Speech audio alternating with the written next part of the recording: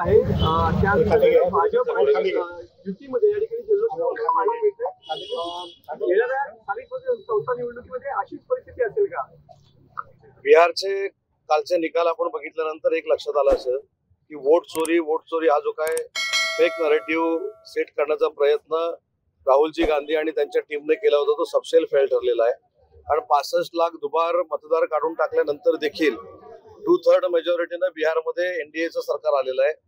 त्याच्यामुळं नरेंद्र मोदी साहेबांना धन्यवाद दिले पाहिजेत, नितीश कुमार साहेबांना धन्यवाद दिले पाहिजेत। बिहारचं राजकारण आजपर्यंत जातीपातीचं झालं, यावेळी देखील थोडंफार झालं असेल, पण बिहारच्या जनतेनं नरेंद्र मोदी साहेबांना विकासाला समर्थन करतो, त्यांना आम्ही मतदान करतो हे दाखवून दिलंय।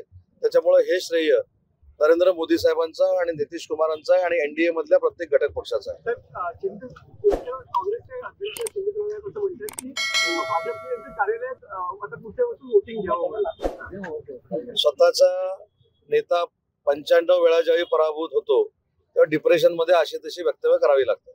असं म्हटलं की मुंबईमध्ये काँग्रेस आणि सोबत लढणार आहे आणि तिथला मेयर महापौर सुद्धा हा काँग्रेसचा असणार आहे।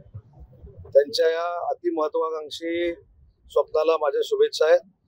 बीएमसीवर मुंबई महानगरपालिकेवर महायुतीचाच महापौर बसणार आहे। इथं देखील महायुती होणार आहे, आम्ही महायुतीला लढणार आहोत। पण काँग्रेसच्या महत्वाकांक्षेला मी खरोखरच दाद देतो।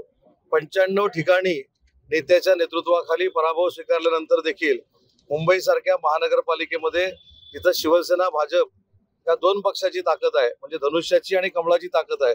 तिथं देखील केवढा मोठा ओव्हर कॉन्फिडन्स काँग्रेसला असू शकतो हे त्यांच्या या वक्तव्यावरनं दिसण्यात आलं।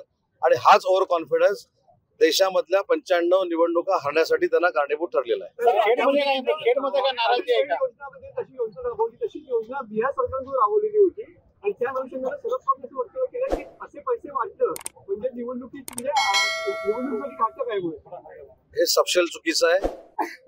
मुख्यमंत्री माझी लाडकी बहीण योजना ही वेगळा पॅटर्न आहे आणि 10,000 रुपये, 20,000 रुपये, 30,000 रुपये महिला भगिनींना देऊन त्यांना स्वतःच्या पायावर उद्योगधंद्यासाठी उभं करणं ही संकल्पना बिहारची वेगळी आहे।